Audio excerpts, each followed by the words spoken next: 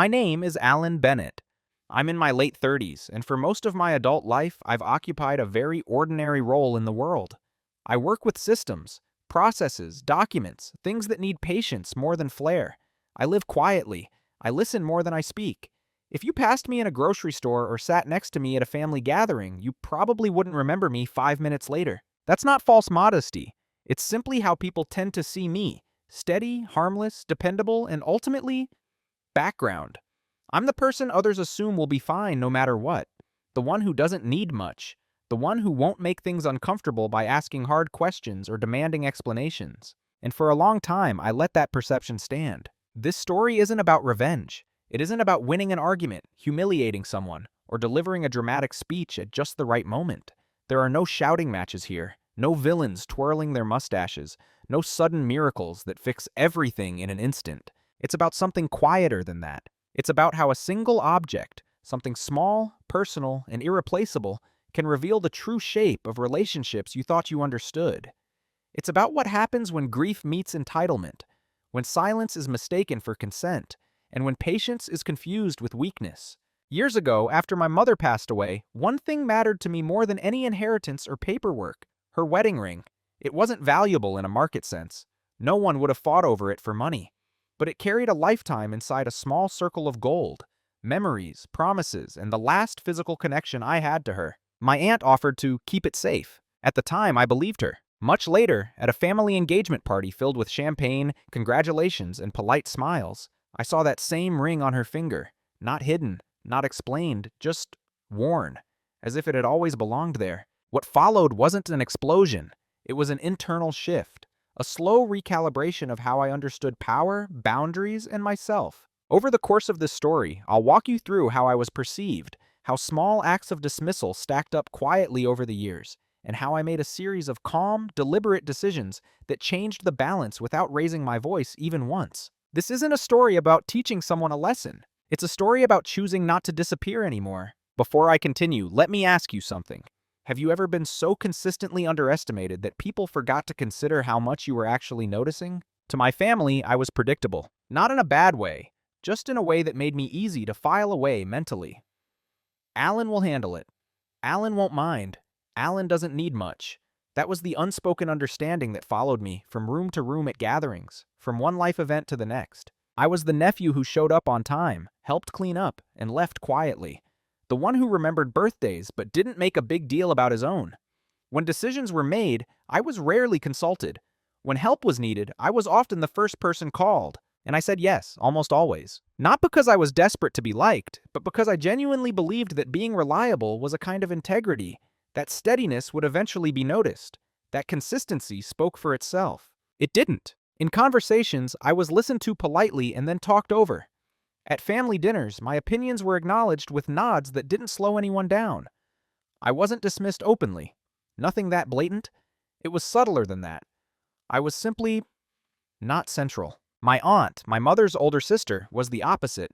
She filled the space effortlessly. Confident voice, quick opinions, a way of reframing any situation so it curved gently in her favor. People deferred to her without realizing they were doing it. She was the organizer, the keeper of family history, the one who knew how things should be done. When my mother died, that dynamic solidified. Grief rearranges families. It exposes fault lines you didn't know were there. In the weeks after the funeral, people hovered around me with concern, but it was a distant kind of care. Sympathetic, efficient, temporary.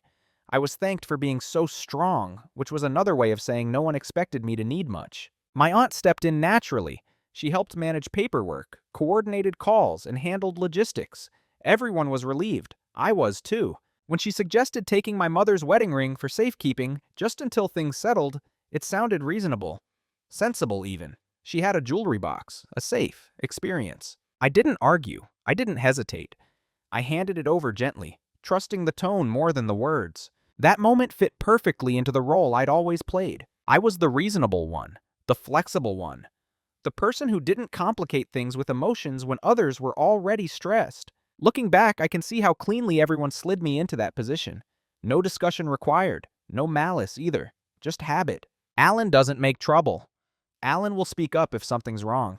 Alan is fine. Except I wasn't fine. Not entirely. I was grieving, quietly, in a way that didn't interrupt anyone else's rhythm. I was learning how much space I was expected not to take. At family events after that, people would ask how I was doing, but the question came with an invisible time limit. A brief answer was preferred. Anything heavier would make things awkward. So I kept it light. I kept it moving. Over time, that version of me hardened into something others relied on. If I didn't object, it must be acceptable. If I didn't ask for something back, it probably wasn't important. And that's the dangerous thing about being consistently calm. People begin to assume you have no breaking point, only infinite tolerance. They forget that silence can be temporary. They forget that observation is not the same as agreement. At that stage of my life, I didn't yet see myself clearly. I thought restraint was the same as humility. I thought patience meant waiting. What I didn't understand, what no one around me considered, was that I was paying attention to everything. Every assumption, every casual decision is made on my behalf.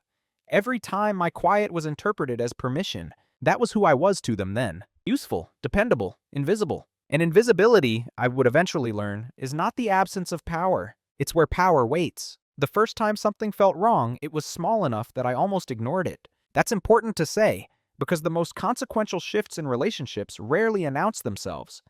They don't arrive with raised voices or slammed doors. They slip in quietly, dressed as misunderstandings, wrapped in plausible deniability. It happened a few months after my mother's death. We were at my aunt's house for a low-key family dinner. Nothing formal, just people drifting in and out of the kitchen. Conversations overlapping, plates clinking. At some point, someone mentioned my mother, an old story, something gentle and nostalgic. I smiled. I listened. I didn't interrupt. Then my aunt laughed and said, "Oh, you know her. She was always so trusting, sometimes too trusting." It wasn't an insult, not on the surface. People nodded. Someone chuckled. The conversation moved on. But something in the way she said it lingered with me. The timing. The emphasis. Too trusting. It felt placed, like a comment meant to land somewhere specific. Later that evening, while helping carry dishes to the sink, I casually asked her how the ring was doing. I didn't accuse. I didn't press.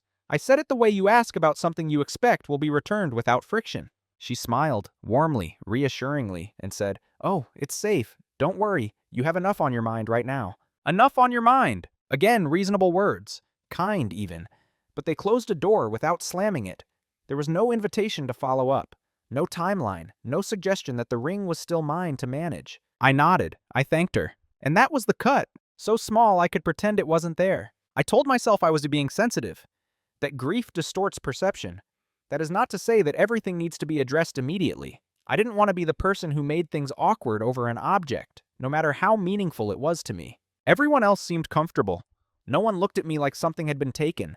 There was no obvious wrongdoing for them to notice. And that's how subtle disrespect survives. It hides in social harmony. Over the next few weeks, I noticed changes in tone. My aunt spoke about family possessions in collective terms. We've always kept things in the family. These items mean a lot to all of us. The language was inclusive, but the effect was narrowing. Ownership blurred, boundaries softened. When I mentioned gently that I might like the ring back at some point, she responded with concern.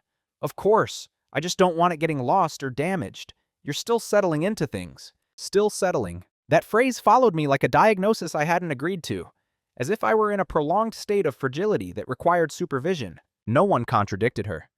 No one said, "It's his." The moment passed. I started to understand something uncomfortable. My grief had been translated into incapacity by people who benefited from deciding on my behalf. And because I wasn't loud, because I didn't escalate, the narrative stuck. The cut deepened not because of what was taken, but because of what was assumed, that I wouldn't object strongly enough to matter. At night, I replayed the conversations. I checked my own behavior for signals I might have sent unintentionally. Had I been too vague, too agreeable, too quiet? Probably. But what unsettled me most wasn't my aunt's behavior.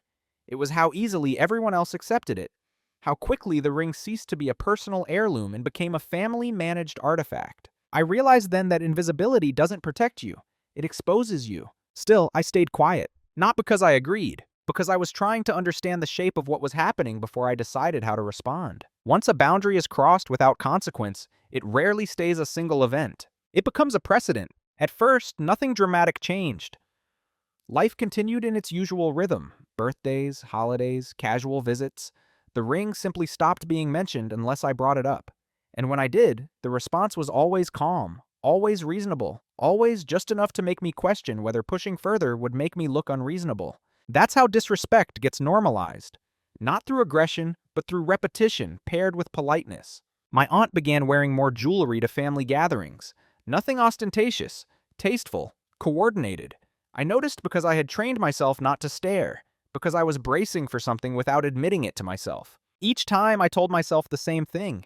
If it were the ring, someone would say something, someone would acknowledge it. It wouldn't just appear unremarked. So when I finally saw it, briefly, glinting under the dining room lights during a holiday dinner, I convinced myself I was mistaken. Grief plays tricks, I told myself. Memory blurs details. But the unease didn't go away. What did change was how often my role as the understanding one was invoked. If plans changed, I was informed last. If something needed covering, I was expected to adapt. It wasn't malicious, it was efficient. Everyone assumed my flexibility. "You're easygoing," my cousin once said, smiling, as if it were a compliment. I nodded. I smiled back. Inside, I felt something tighten. The ring became symbolic of more than itself.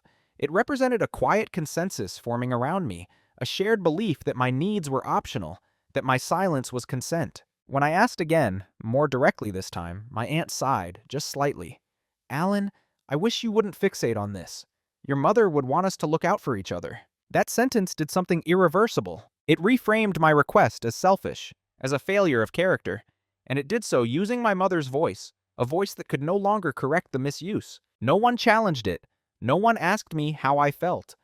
The conversation ended with gentle reassurance that everything was being handled appropriately. Handled by whom was never specified. I started to notice how often people spoke for me. "Alan doesn't mind. Alan understands. Alan's not attached to things." They weren't lying. They were extrapolating from years of data I had provided. So I adjusted. I stopped asking. I stopped clarifying. I let the assumption stand. Not because I'd given up, but because I was collecting information. I watched how decisions were made. Who spoke first? Who deferred? Who avoided eye contact when certain topics came up? I paid attention to language. What was stated as fact versus what was framed as concern. And slowly, I realized something crucial.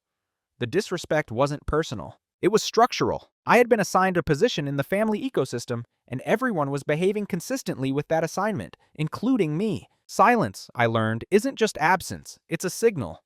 And I had been sending the same one for years. That realization didn't make me angry. It made me precise. Once you see the role clearly, you can't unsee it. I wasn't the problem child. I wasn't the rebel. I wasn't even the forgotten one.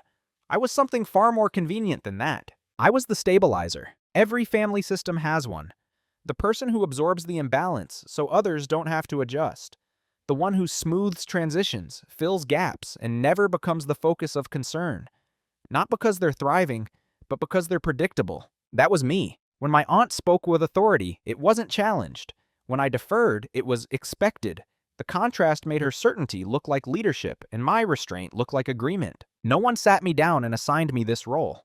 It evolved naturally over time, reinforced by every moment I chose not to disrupt the flow. I was useful in ways that didn't threaten anyone. I handled logistics. I remembered details. I didn't compete for attention or validation. That made me safe. And safety, in group dynamics, is often mistaken for insignificance. The more I thought about it, the more patterns emerged. When conflict arose between other family members, I was asked to mediate, not because I had authority, but because I wouldn't take sides loudly. When decisions needed rubber stamping, my quiet nod was enough to legitimize them.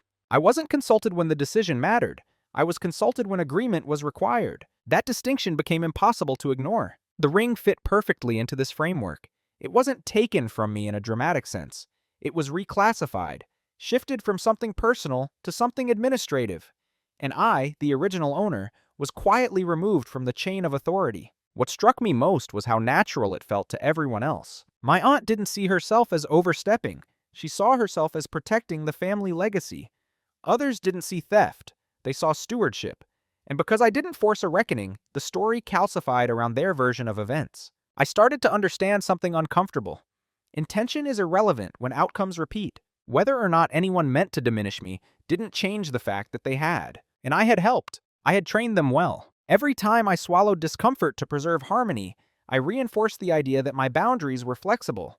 Every time I accepted a decision made without me, I signaled that inclusion was optional. The realization wasn't bitter, it was clarifying. I wasn't invisible because I lacked substance. I was invisible because I was reliable. And reliability, without boundaries, invites appropriation. That night, I took out my mother's recipe notebook, the one thing I had insisted on keeping. Her handwriting filled the pages, uneven and alive. I noticed how carefully I protected it. No one ever asked to borrow it, how its ownership was never ambiguous. Because I had never been ambiguous about it. That was the moment I understood the role I'd been playing. Not the victim, not the hero, the facilitator. And facilitators are rarely thanked. They're expected. Understanding that didn't make me want to confront anyone. It made me want to change the rules quietly. The day everything shifted didn't look important from the outside. There was no argument, no raised voice, no dramatic discovery. If you'd been there, you would have seen nothing more than a well-lit room, polite laughter, and a room full of people celebrating someone else's milestone. It was my cousin's engagement party. A rented event space, neutral decor, glasses of champagne passed around by a caterer who had perfected the art of invisibility. The kind of gathering where everyone is smiling for photos while checking their reflection in the nearest dark surface. I arrived on time. I brought a gift.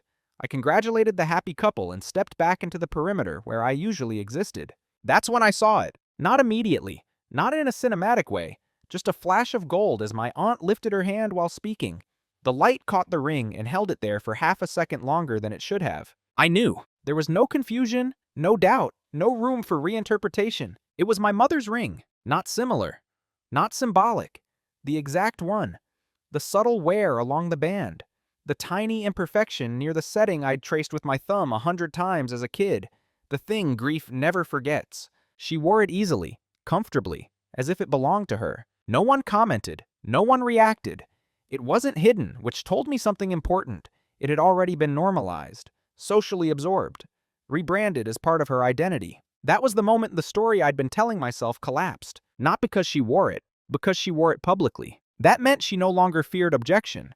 Or worse, she had calculated that any objection would make me look unreasonable, emotional, disruptive. I stood there, holding a glass I hadn't tasted, and felt something settle inside me. Not anger, not heartbreak. Finality. Grief had been used as a delay tactic. My silence had been mistaken for surrender, and what had once been framed as keeping it safe had quietly become keeping it. I didn't confront her. I didn't pull her aside. I didn't even stare. I watched. I listened. I noticed who saw it and who didn't. I noted the absence of surprise. That told me everything. The shift wasn't about deciding to fight. It was about deciding to stop waiting. That night, I went home and slept better than I had in months, because uncertainty was gone. Clarity has that effect. After the engagement party, something subtle but permanent changed in me. Before, my silence had been reactive. A pause born from uncertainty, grief, or the hope that things would resolve themselves if I stayed reasonable long enough. After that night, silence became deliberate. I stopped asking about the ring entirely. Not because I'd stopped caring, but because I finally understood that asking was part of the dynamic that kept me powerless. Each request positioned me as a petitioner instead of an owner. So I withdrew my requests. Outwardly, nothing looked different. I still showed up to family events. I still listened more than I spoke. I still helped when asked. But internally, I had stepped out of the role they had written for me. People tend to assume that quiet people are passive, that if you're not expressing dissatisfaction, you must not feel it. What they don't consider is that restraint can be a form of selection, choosing the moment, the terrain, and the terms. My aunt seemed relieved by my silence. The absence of questions was interpreted as acceptance.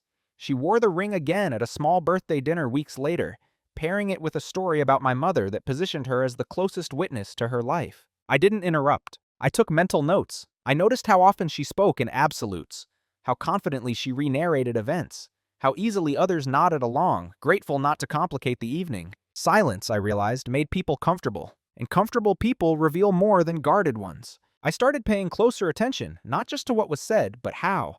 Dates, phrases, repetitions. The way certain stories shifted slightly depending on the audience. This wasn't preparation for confrontation. It was preparation for accuracy. At work, I did something similar. I reviewed old processes, documented inconsistencies, not because anyone had asked, but because I understood the value of clean records when things eventually change. I was learning something important. Power doesn't announce itself. It accumulates quietly in the margins, in the things no one thinks to question. Family systems are no different. My silence began to work like a mirror. Without my gentle resistance, my questions, my hesitations, Others filled the space with assumptions.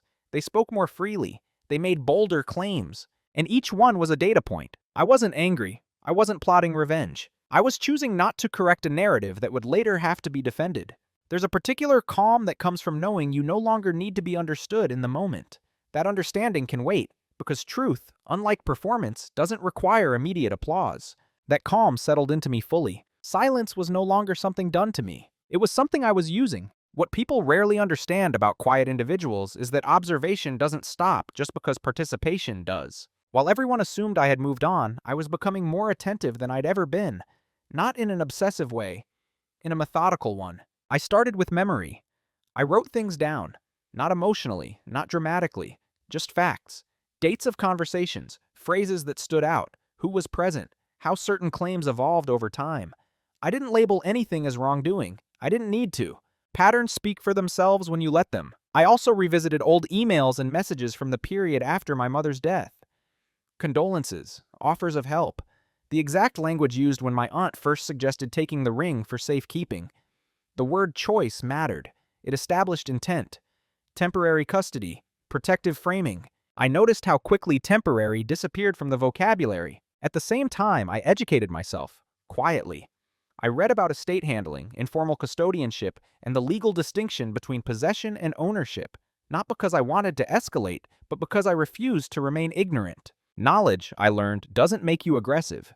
It makes you patient. What no one noticed was that I stopped narrating my inner life to the family. I shared less. I revealed less. I let others fill the gaps with their assumptions. And assumptions, when left unchallenged, harden into testimony. My aunt grew more comfortable. She referenced the ring as something she looked after during a difficult time. The framing shifted from favor to function. Each time she said it, I felt something click into place. Not emotionally, but structurally. The story was being told often enough that it would soon be defended automatically. I also noticed who stayed silent. Silence has different meanings depending on who uses it. In my case, it was strategic.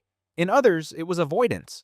No one wanted to be the person who disrupted the equilibrium by asking uncomfortable questions. That reluctance worked in my favor. Because the more confidently something is assumed, the less prepared people are to justify it. I wasn't collecting ammunition. I was collecting context. And context, when presented calmly, is far more powerful than accusation. There's a misconception that preparation requires confrontation, that you have to telegraph your intentions in order for them to be legitimate.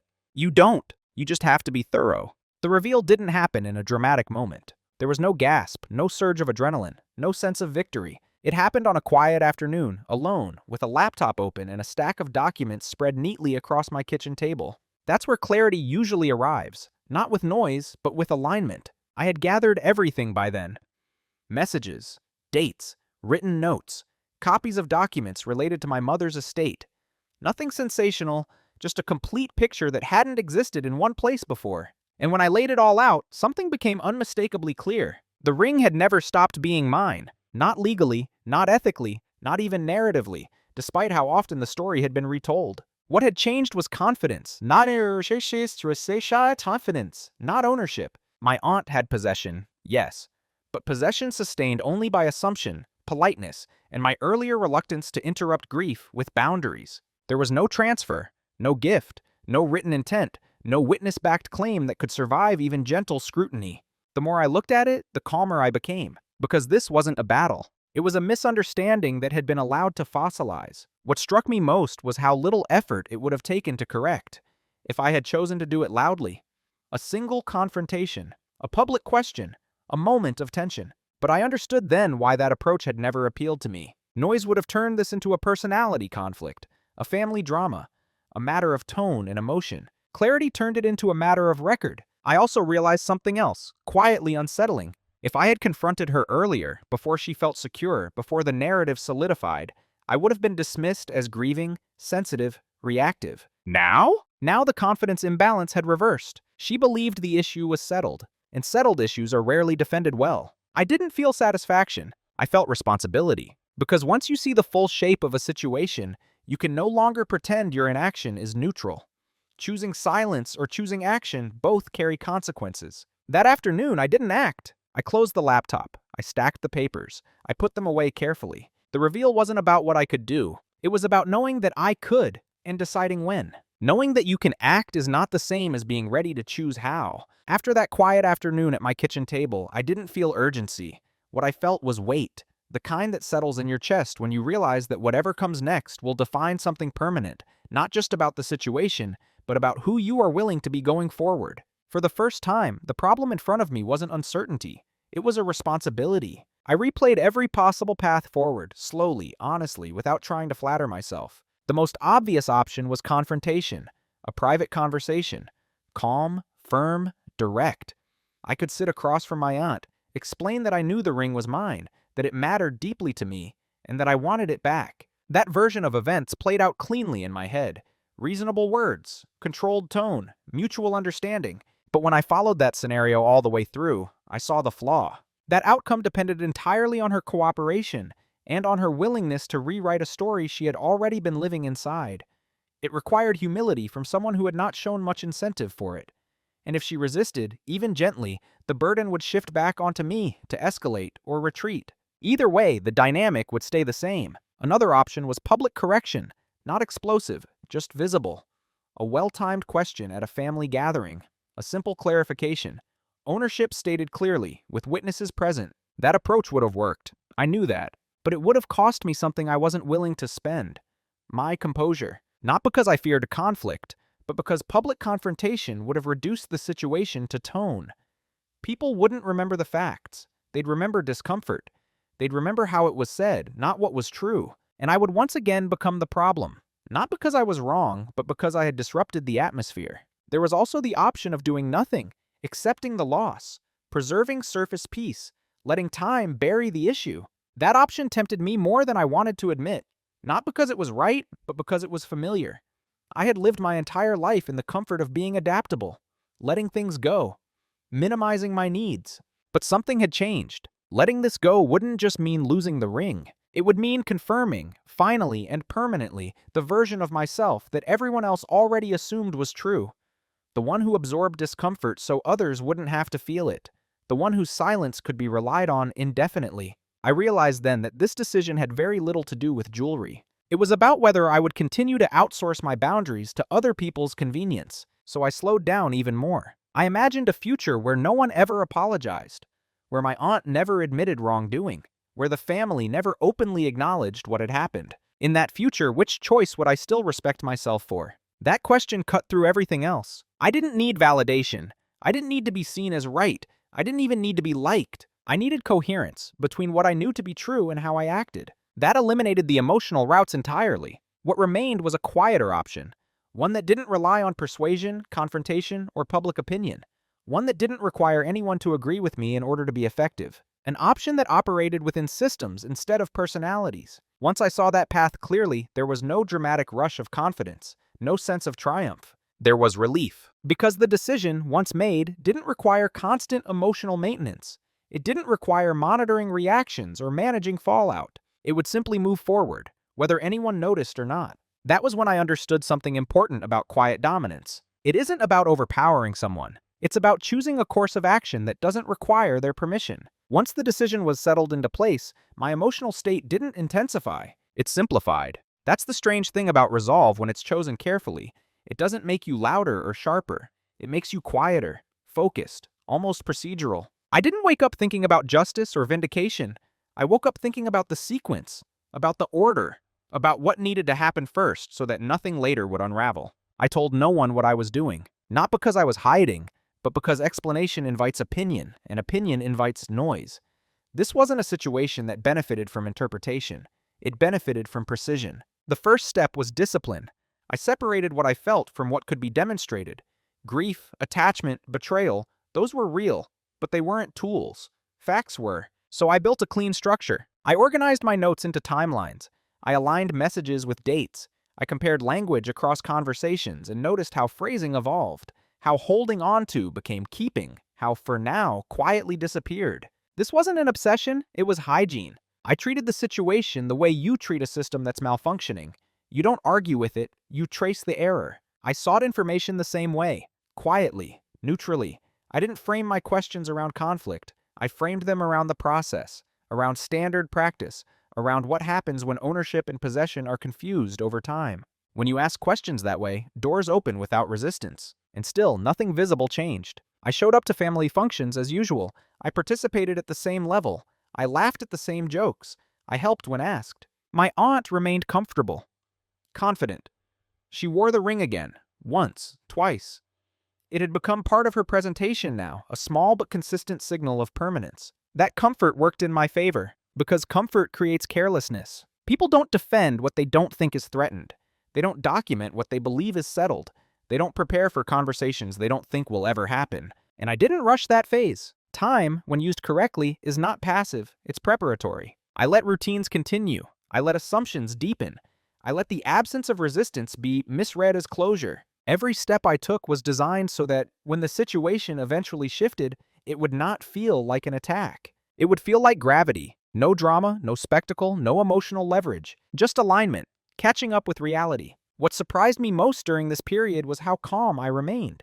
I didn't rehearse conversations in my head. I didn't fantasize about outcomes.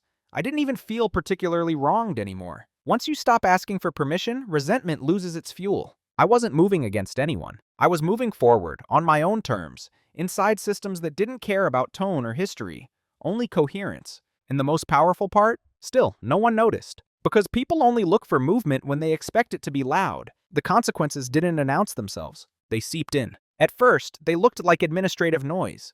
Things that happen so often in adult life that most people dismiss them instinctively. A question that takes longer than expected to resolve. A form that suddenly requires clarification. A conversation that doesn't end as neatly as it usually does. My aunt mentioned it casually, almost offhandedly, during a phone call that was supposed to be about something else entirely. Have you ever noticed how complicated things get after someone passes? She said, laughing lightly. You think everything's settled, and then suddenly people are asking questions years later. I listened. I made a neutral sound of acknowledgement. She wasn't speaking to me about the situation. She was speaking about it. That told me everything I needed to know. In the family group chat, she framed it the same way. Nothing specific, nothing urgent, just vague references to paperwork and old arrangements that needed revisiting. The tone was breezy, but the timing was wrong. Too early to be coincidental. Too late to be preventative. No one reacted strongly. A few thumbs-up emojis. A joke about bureaucracy. Life moved on. But something subtle shifted after that. I noticed it in how she spoke. How sentences that once ended confidently now trailed off.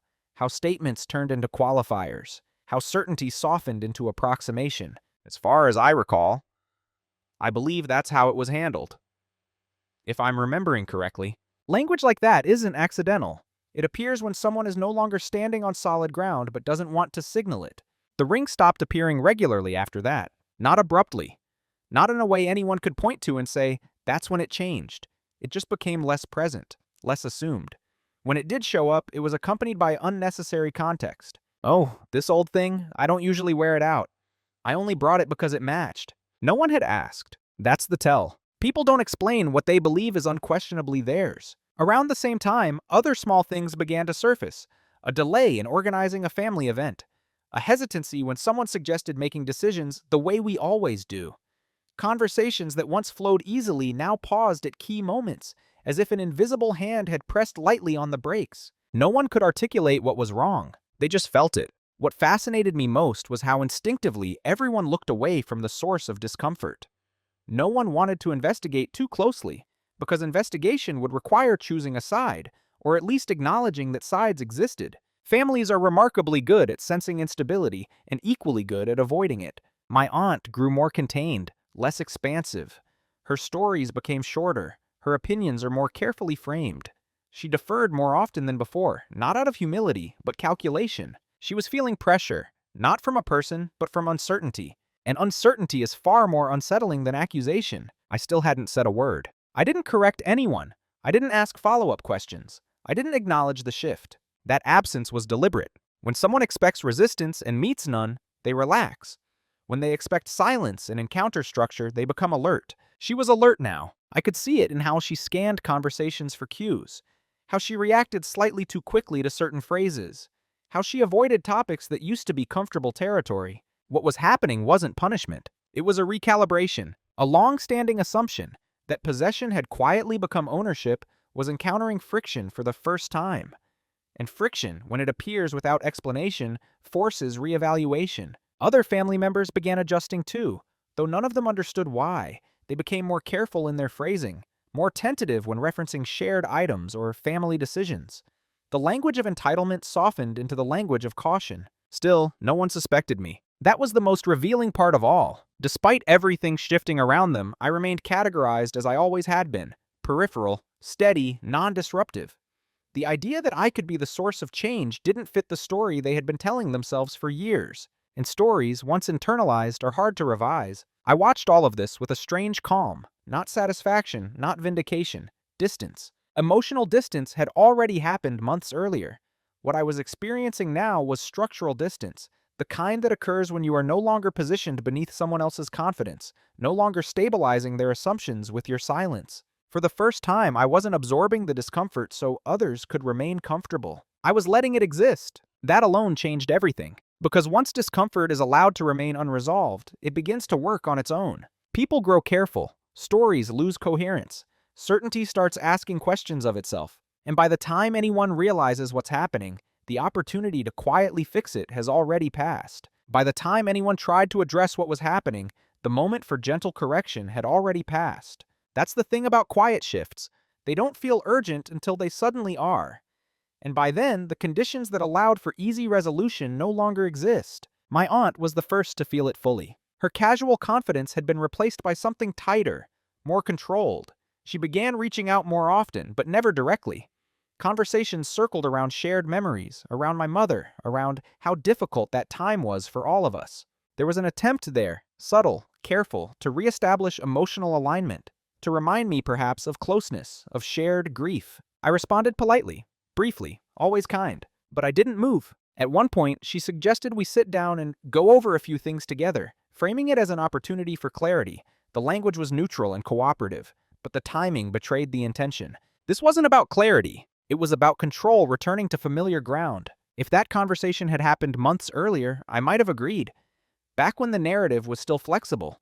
Back when the situation could have been resolved with a simple exchange and a shared understanding. Now the structure had shifted too far. Any attempt to talk it out would have required me to abandon the path I'd already committed to, and I wasn't willing to do that.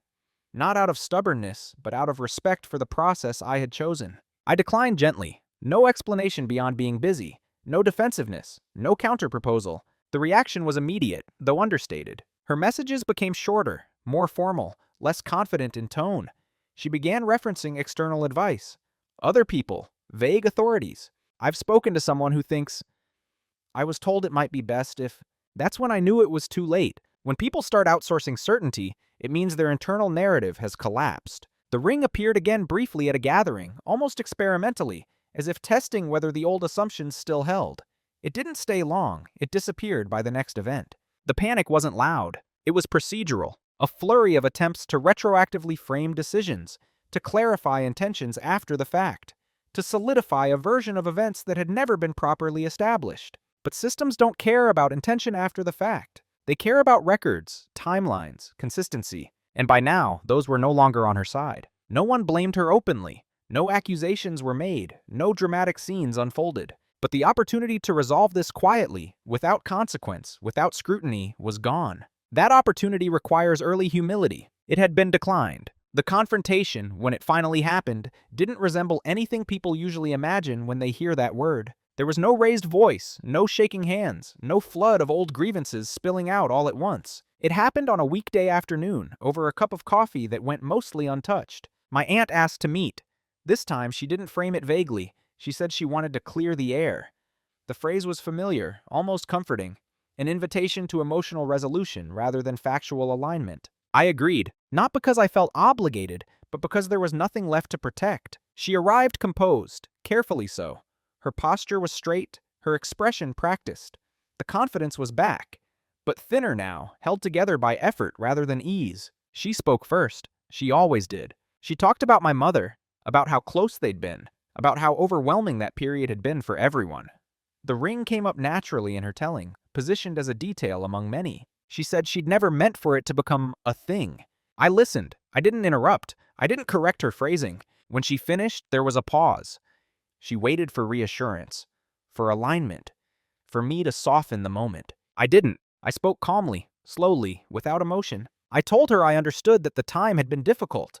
Those intentions were complex, that no one wakes up intending to overstep. Then I said something very simple.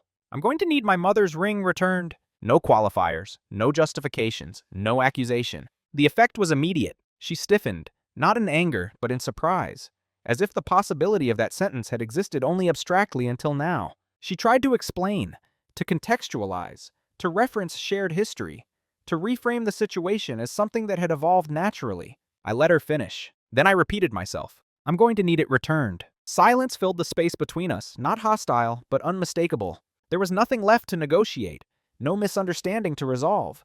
The facts no longer required interpretation. For the first time, she looked at me not as the adaptable nephew, not as the grieving son, not as the background stabilizer. She looked at me as someone who would not move. And that was enough. After that conversation, nothing exploded. There was no dramatic fallout, no family meeting, no sides taken loudly or publicly. Things simply were rearranged. The ring was returned to me a few days later. No ceremony, no apology attached. It was placed carefully in a small box, handed over with a tight smile and a few words about how it was always meant to come back. I accepted it without comment, because by then, the ring had already done its work. What changed wasn't my relationship with my aunt specifically. It was my position within myself. I no longer felt the need to translate my boundaries into something more palatable for others. I didn't over-explain. I didn't soften statements that were already fair. I became quieter in a different way, not withdrawn, not passive, just clear. At family gatherings, I still listen more than I speak. I still help when I choose to. But I no longer volunteer silence in exchange for peace. When something matters to me, I say so plainly. Once. People adjust. Some relationships cooled slightly, not out of anger, but recalibration. Others became more respectful without ever naming why. The family ecosystem adapted to the new data, and I let it. The ring now rests where it always should have. Safe, not because it's hidden, but because its ownership is unquestioned.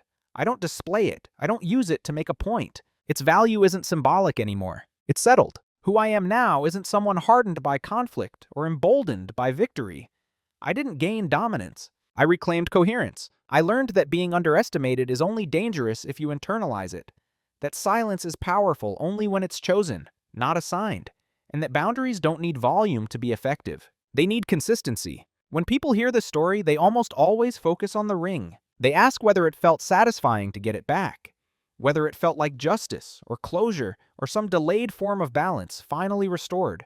Some imagine there must have been a moment of triumph, an internal exhale, a sense of having won. But that framing misses what mattered most. The ring was never the true center of this story. It was simply the most visible symbol of something far more common and far more difficult to talk about. How quietly people decide what your silence means, and how easily those decisions harden into entitlement. For a long time, I believed that calmness was a virtue on its own, that patience signaled maturity, that adaptability made relationships easier and therefore healthier.